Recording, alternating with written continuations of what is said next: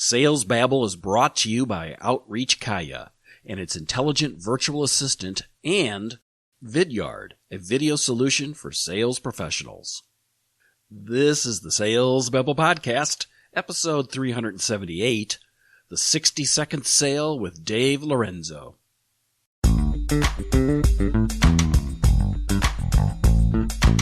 Welcome to Sales Babble, the podcast that shares selling secrets for non-sellers. And now your host, Pat Helmers.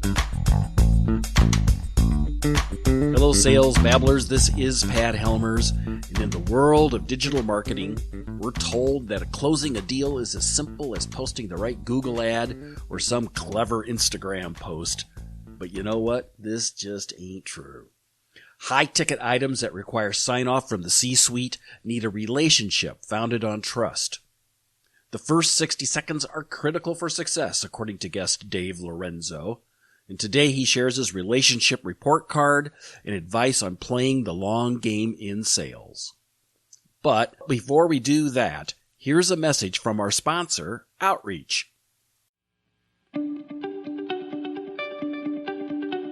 No matter how well prepared or experienced you are as a seller, customers will catch you off guard, and you have split seconds to react.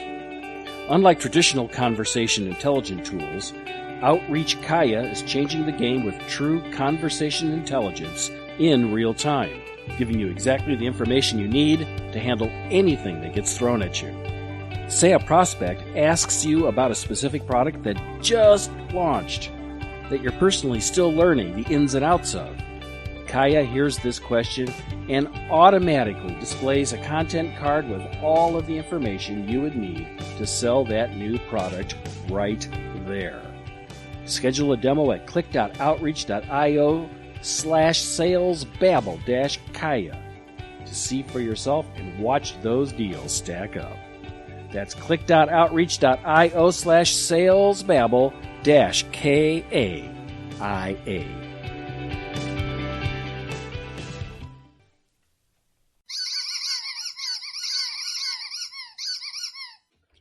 Welcome, Dave. Are you ready to babble? I am ready to babble. Dave, I got your book right here. It's called the 60-Second Sale, the ultimate system for building lifelong client relationships in a blink of an eye.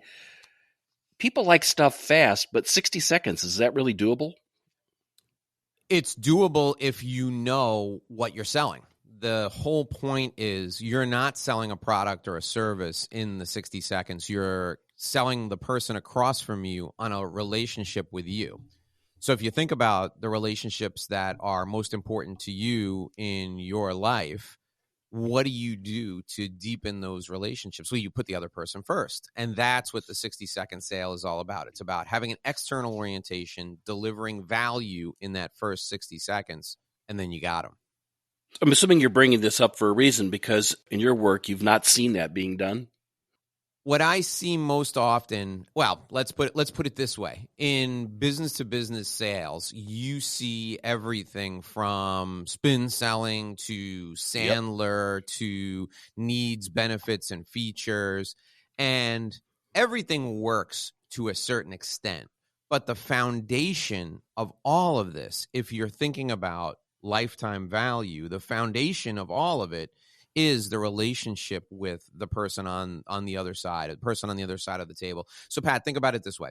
If you're out there and you're banging on doors and pushing your way in and interrupting people and forcing your way into their day, think about what you're starting. Think about the precedent that you're setting. Are you really a peer with the other person when you're forcing your way into the office? You're not, right? I mean, you need to look at these situations as opportunities to develop relationships that will last your lifetime, the other person's lifetime, whichever ends first. And when you look at it like that, your behavior, your demeanor, your entire approach, it changes.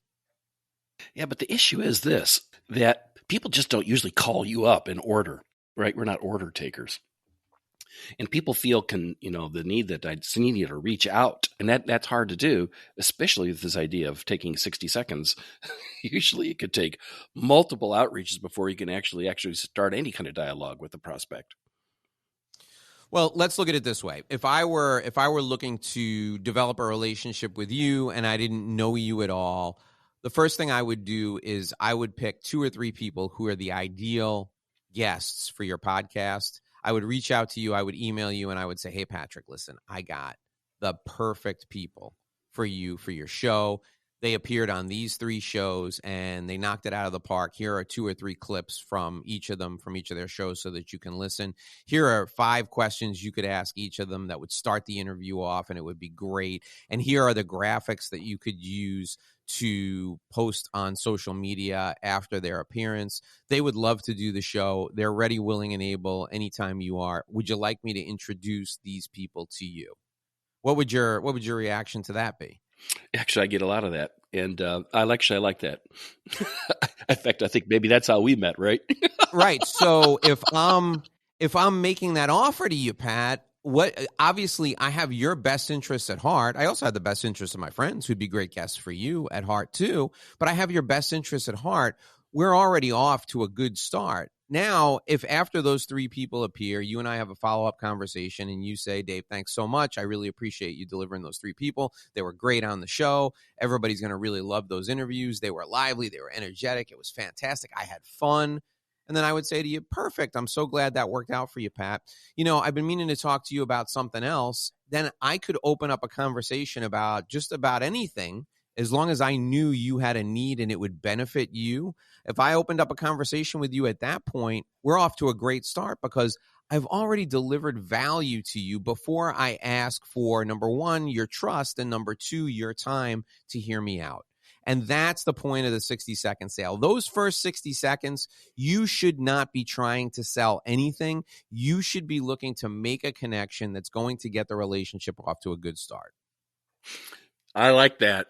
And that's interesting. You said that the way you started that was you actually tried to get somebody else to do an introduction.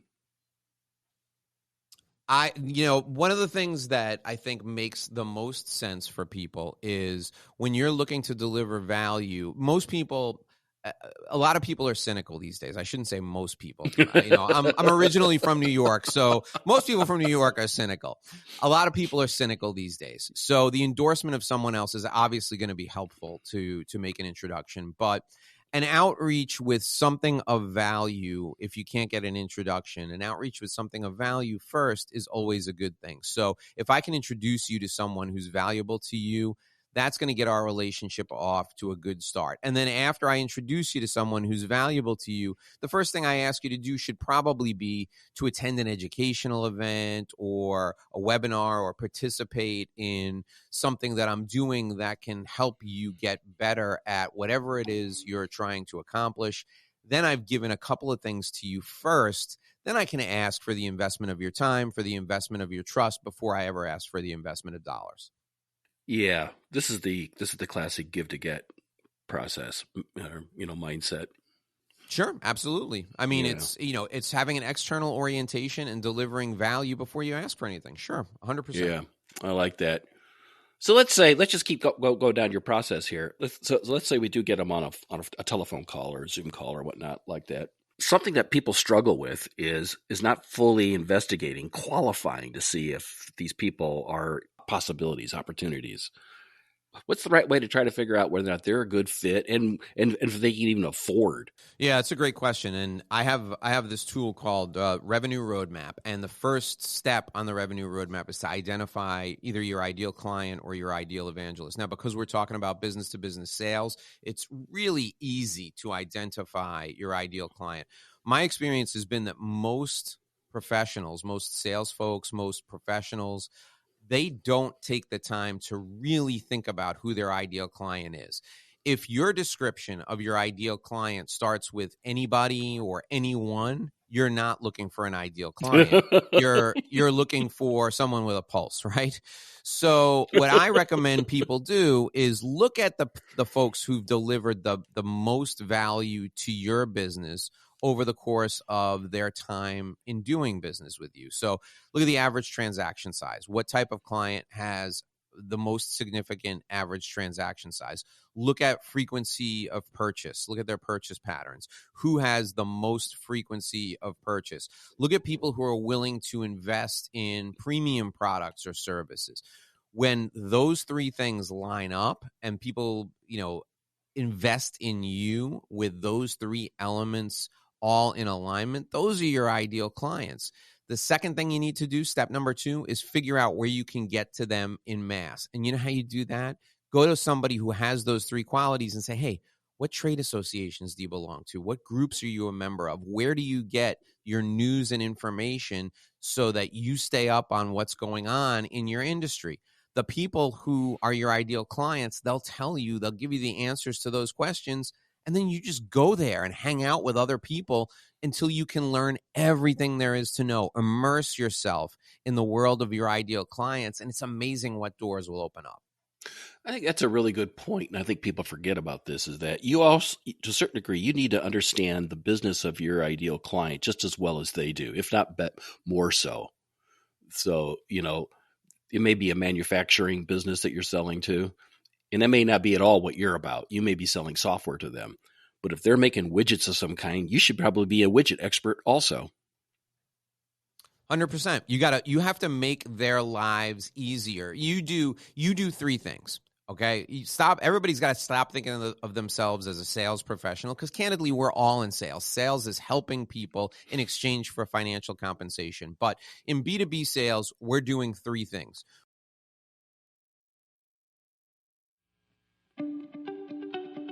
Sales Babble is sponsored by Vidyard.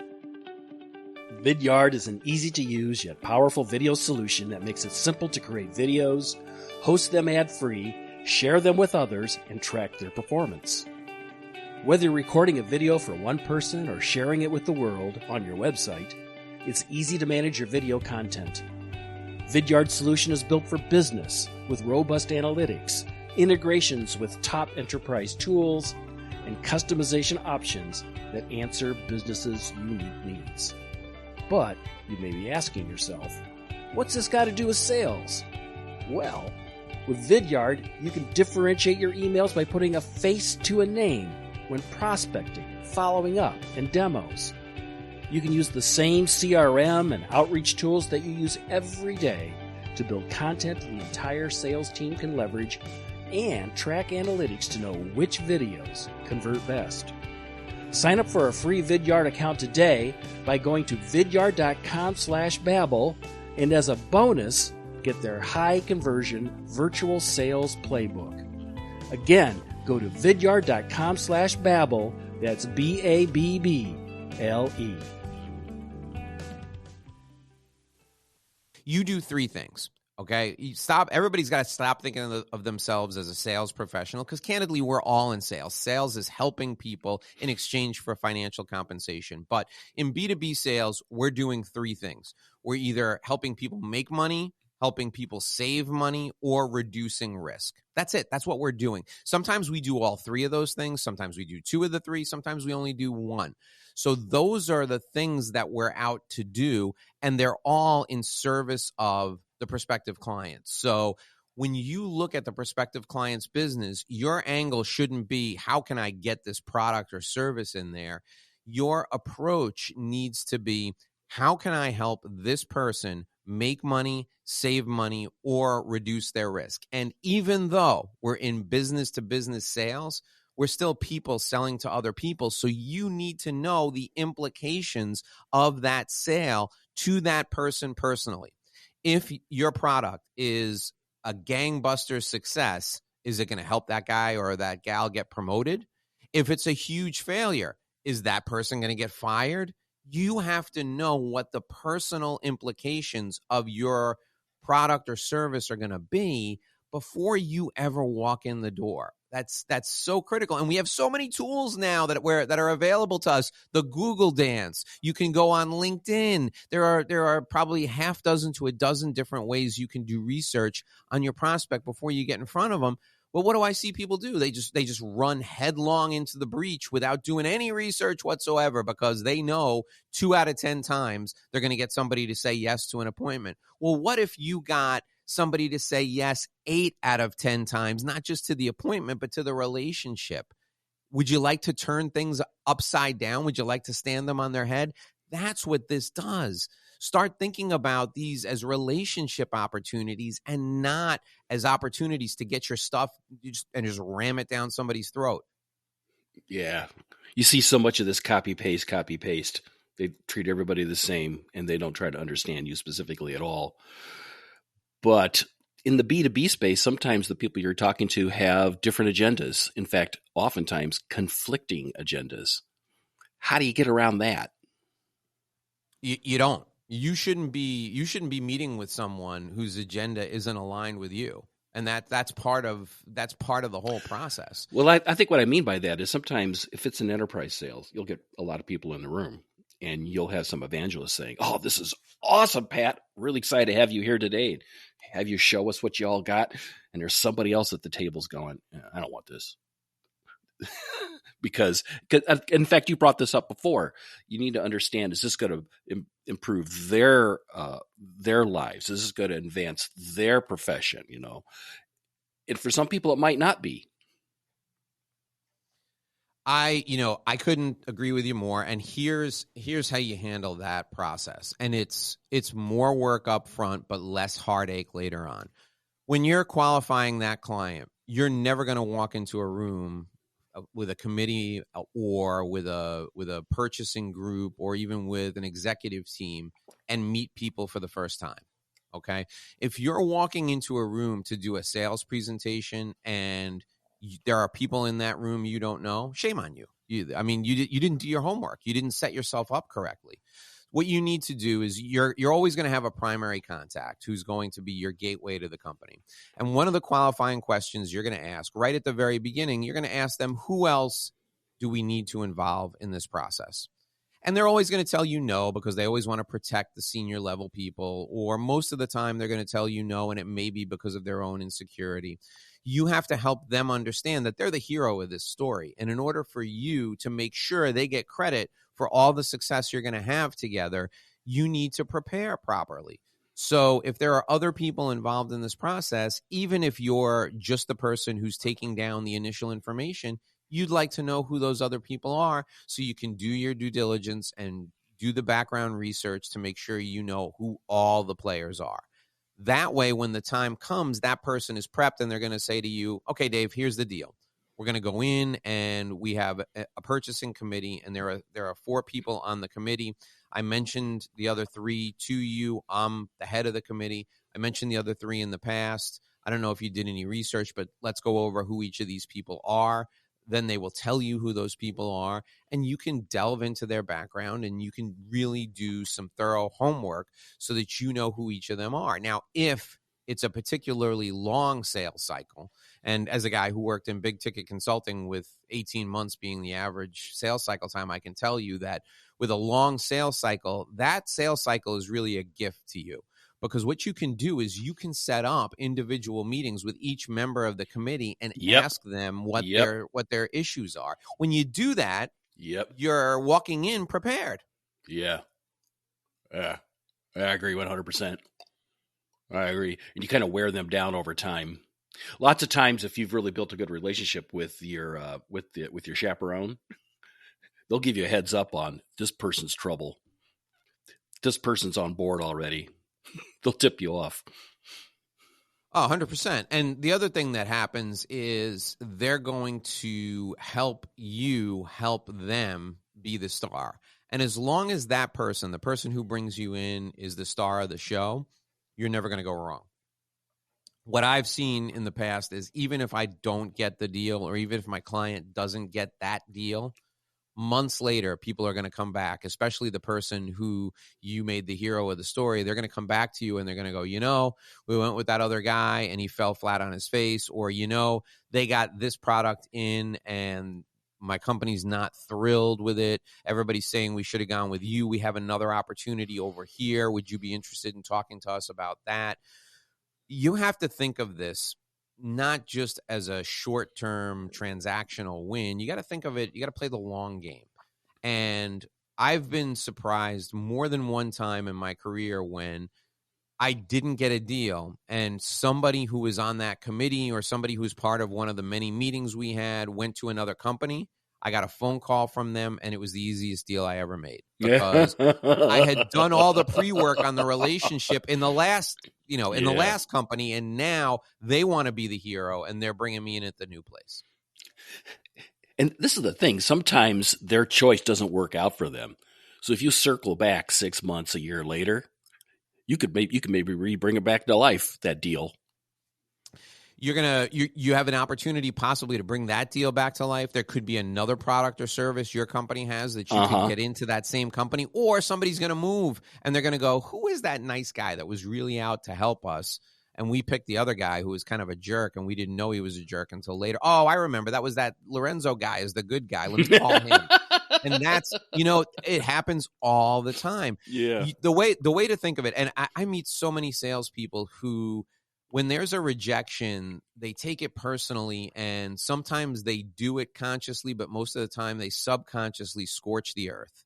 And I mean, I'll be candid with you. I've been guilty of this myself. Back in the early days, even a couple of years ago, I remember one pursuit I had in particular where I was talking to these folks on a committee.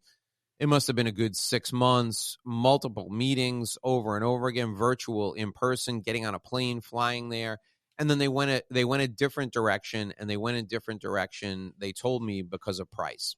And I went to my main contact, and my comment was, well, I'm really sorry that you don't value this engagement at the same level, or I thought at the appropriate level. And that was a bad thing to say, Pat. I mean, I scorched the earth there. Those people are never going to invite me back in. Had I said gracefully, listen, if you ever need any help, if you ever need any guidance, if I can be of any service at all, an introduction to someone who can help you, let me know. I would have been able to go back there 6 months later, make an introduction, start the process over again. And when their contract was up, I would have been able to perhaps propose something. Now, if I try to go back to them, I've scorched the earth. They're not going to want to talk to me. My phone call's never going to get returned. So, we live and we learn. I mean, Dave, you're only human. You got to forgive it. yourself on this. You're only human, sir. But you know what, Pat? It's important you can't ruminate over those things, but it's important to learn from them, right? We either win or we learn. And in that case, it was a huge, painful learning experience. This is a bit of a segue, but maybe it fits in well. I'm seeing here in the book, you got this notion of a relationship report card. Does that fit into this somehow? Sure. So the relationship report card is a chance for you to check where you are with all of your relationships at any given time. So, for example, one of the questions in there is, how frequently are you receiving testimonials or letters of recommendation from clients or people who are evangelists, people who've never used your services? They don't have a need for your services, but they recommend you all the time. If you're not getting letters of recommendation from people frequently, and I'm talking about you're not getting 3 or 4 a month, a couple of things are happening. One, if you're not getting letters of recommendation or testimonials, there's a pretty good chance you're also not getting referrals, because the two kind of go hand in hand. Yep. If you're not asking for testimonials, if you're embarrassed to ask for testimonials, you're definitely going to be embarrassed to ask for referrals. Yep. So the first thing you need to be doing is you need to go out and write letters of recommendation for people who are your clients. Now, think about that for a minute. You're going to write a letter of recommendation about somebody who is paying you? Of course you are. And here's why you're going to do it. Number one, people are under-recognized. Human beings as a species are under-recognized. We're constantly thinking that people are thinking about us, and they're not. So when somebody is thinking about us and they demonstrate that they were thinking about us, we're flattered and we want to be near that person more often. So you have a great client, and that client is a person of fine, upstanding moral character, and they're a pleasure to work with. Jot it down on your letterhead, take a copy, put it in a nice frame, and pack it up with bubble wrap and send it to your client, and then send them a second copy that's not in a frame that they can use for their file. More often than not, if you walk into my clients' offices, you're going to see a framed letter from Dave Lorenzo on the wall of their office somewhere. They love that. Now, what's going to happen? They're going to say, Dave, it was so nice of you to do that. I really appreciate it. And I would look at them and I would go, hey, Pat, you know what? It was my pleasure because I know you'd do the same for me. And then you're going to say, well, Dave, of course I would. And then I'm going to say, well, what are three qualities that you would, if you were to write that letter, what are three qualities that you would say are characteristic of me? And then you would rattle off those three qualities. And I'd say, Pat, would you mind jotting that down on your letterhead? Well, no, Dave, I suppose I could do that. I'll do that right now. Boom. There you go. I got a testimonial letter. I got a letter of recommendation. You know what? They're busy. They don't want to do it. Jump on a Zoom call with them. Get them to say those things on a Zoom call. Put it through your little iMovie editing process, and there you go. You got a nice video testimonial that's 1 minute long on high-quality Zoom. So, the relationship report card measures the little things like that make all the difference. So in order for you to get testimonials, you have to give testimonials. And when you're giving testimonials to people, what are you doing? You're building a relationship. I love it. I love it. Dave, if people wanted to connect with you, what's the best way of doing that? Thanks for asking, Pat. I got a great opportunity for folks. If they go to revenuereportcardguide.com, revenuereportcardguide.com, they can download a free copy of it's a workbook. It's a step-by-step guide to my entire sales system. There's nothing to buy. Just enter your name and email address. You'll get instant access. I have a video there that shows you how to use it. RevenueReportCardGuide.com. It'll make your life so much easier. It's 100% relationship-based sales, just like we talked about today. Awesome. And your book, I assume we can find that on Amazon, right? Yeah, the book is available on Amazon, The 60-Second Sale. It's the guide to building lifelong relationships in the blink of an eye. If you could give the listeners one piece of advice they could take action on this week, what would that be? Call your clients. You're two people who don't hear from you often enough, your mom and your clients. Just call your client to check in. You're going to be amazed at the good things that can happen when you pick up the phone and you call a client and you just say, hey, listen, I'm just calling to check in. These are stressful times. I know everybody's out right now as we're recording this. It's the beginning of April and there's some hope on the horizon for the pandemic. But, people are stressed out about trying to find vaccines. People are stressed out about who's coming back to the office, who isn't. People are stressed out because you may be a salesperson who has to get on the road again. I know I'm going back out on the road in a couple of weeks and, I'm concerned about everybody else. I'm not worried about myself. So these are stressful times. Call your client, reach out to your client, see how they're doing, tell them you're just calling to check in. It's amazing what those thoughtful little things can do to advance relationships. Good things happen when you talk to your clients. Excellent. Excellent. Well, Dave, thanks for babbling here on Sales Babble. I really appreciate it. I appreciate you having me, Pat. Thanks so much. It was a pleasure. When's the last time you gave or received a testimonial? I agree with Dave that this is a must. I've included in the show notes an ebook on testimonials, and you can find it at www.salesbabble.com, along with links to Dave and links to our sponsor, Outreach Kaya, the intelligent virtual assistant, and Vidyard, a video solution for sales professionals. Check them out. Now, if you could take a moment to like, share, and subscribe to Sales Babble, please do that so that you never miss an episode. If you have a comment or a question, go to salesbabble.com and click the Babble Me button. I'd love to hear from you. That's all we've got for this week. Until next week, folks, take care and have a highly successful and a profitable selling week.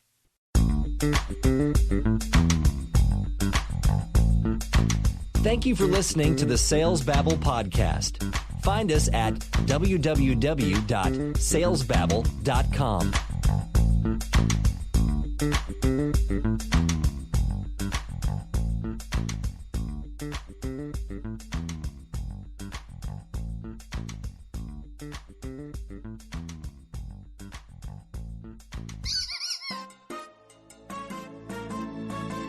This is a production. Sales Babble is sponsored by Habanero Media, a podcasting agency that produces B2B interview-based podcasts.